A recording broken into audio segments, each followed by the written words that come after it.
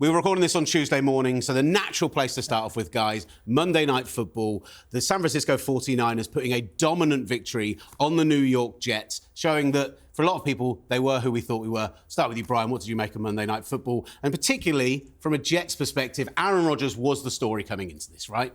He was the story, and Aaron Rodgers looks old. I mean, there's no... He played okay. He was okay. He didn't look like somebody who you want to base your entire roster around, you want to trade for, you're going to make your franchise quarterback approaching his fourth decade on planet Earth. Aaron Rodgers does not look like an elite quarterback anymore. He had a year off. He's still good. He does not look great. And this is a league with Patrick Mahomes, Lamar Jackson, Dak Prescott making $60 million a year. You have to be great. Aaron Rodgers does not look like he's good enough anymore. We can't dig out a guy being 41 years old for looking a little rusty after, that was his first touchdown pass in 610 days, I read. Surely there's room for improvement. Yeah, and I agree. I think he does look a little bit old. I think it's also the fact that he's had a year off. He looks like a guy who's also had a year off on top of that. But he has his moments where he comes to, it's almost like that muscle memory. I mean, first off, we saw that traditional kind of Green Bay style play where defense comes off sides. He throws the ball to Allen Lazard. I mean, that is expected from him. But really, that was only one of two touchdowns they had, the other one being Breece Hall. It really, for me, it was everything we kind of thought it'd be going into it. Breece Hall is amazing. I think he's going to carry that team most of the way. Allen Lazard will be there because he's always going to be Aaron Rodgers' guy. And then you've got Garrett Wilson, who is great when he's trying to throw those go balls. I mean, it's like they're quite predictable so early on in the season. And perhaps in the next couple of weeks, if they get those kinks out, they'll be okay. But, yeah, I'm a little bit concerned with you. I think the biggest concern for me isn't Aaron Rodgers, though, because I said it going into the year, that defense last season, the year before, was so good in New York that they almost managed to carry a team that was being led by the likes of Zach Wilson into potentially being contenders. So all we needed was a B+, B-level Aaron Rodgers, and they'd probably do it. And last night, I think Aaron Rodgers was a B-, a C+. He wasn't quite there. He didn't move well in the pocket, but he was fine. I didn't think they looked good on the other side of the ball at all. And they were tired. They let the 49ers absolutely... How can you be tired? It's week one of the season, Phoebe. They were tired. It's literally week one. How can they be so tired? Look what happened in that game. A backup running back who was undrafted, who other than you, nobody in the world had heard of his name Put me before. in, coach. He shredded one of the best defenses in the NFL with Robert Saleh having the whole offseason.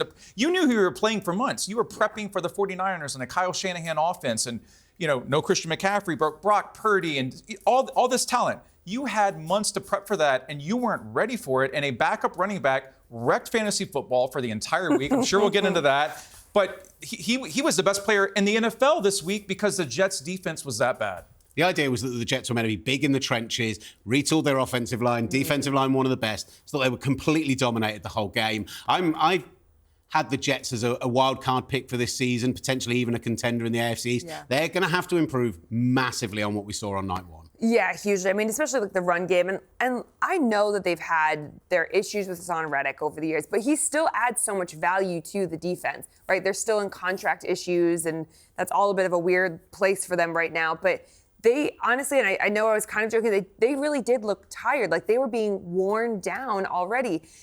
The first half of the game, it did take both sides of the ball to get going. But you're right, when Jordan Mason started just crushing them over and over again, and I love what Shanahan did. Some of the blocking schemes that he put in there were so creative. And because they're some of the best blockers out there, not just offensively, offensive line-wise, but your Kittles, your Ayuks, those guys don't quit. So every level has to be operating at this super high efficient rate. I was reminded too, Kyle Shanahan, and I don't want to say he's underrated, but he feels like in some way the most underrated mind in the NFL. He's always in the NFC Championship. He's always in the Super Bowl. He might fall a little short. He might forget the overtime rules, but he is an offensive genius. And what he's able to do with backups, with Brock Purdy, with all these different weapons. We talk about the Chiefs. We talk about the Ravens, the Houston Texans. The San Francisco 49ers, on some level, they're underrated. I mean, I write about this all the time at talkSPORT.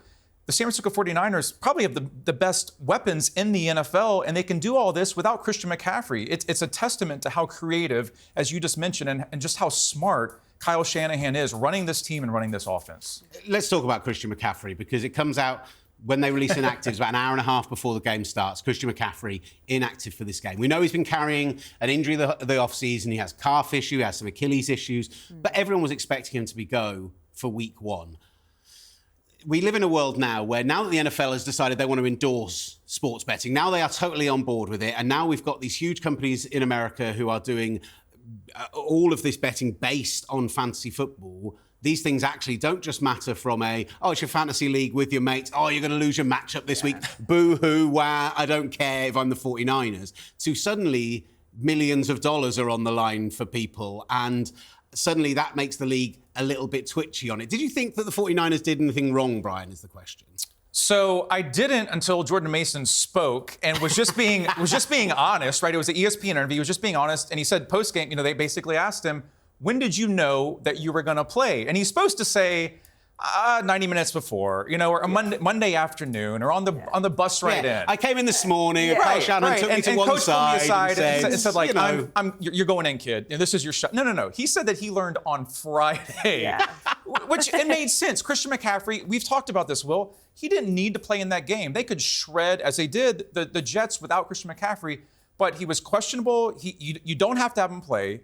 He clearly was not going to play. He wasn't a game time decision. The fact that Mason was told on Friday, that is an issue for the NFL. That's an issue for betting. That's an issue, most importantly, that's an issue for fantasy football nuts across the world who you're setting your lineup. You need those final points. You need to know if Christian McCaffrey is playing or not. The 49ers knew he wasn't playing, but they acted like he was going to maybe play. There's no way. So, I do have a problem with it because they wrecked betting sites across the world, and I don't play fantasy football. I was going to say, Brian lost his fantasy but everyone else does. And speaking for the people, they screwed up fantasy football for the world this week, and they got a really nice win doing it. I just don't think that Kyle Shanahan cares enough about fantasy football. I mean, ultimately, as coaches, you're just trying to keep things as undercover and secret as possible. And if you can get away with letting it out right before the game, absolutely Bill Belichick would have done that, right? That was such a Belichick move. It was a competitive advantage move. 100%. He officially was questionable. They did nothing wrong. The only person who screwed it up was Jordan Mason. Yeah. That was an old school Bill Belichickian competitive advantage in the NFL. I actually respect it. Yes.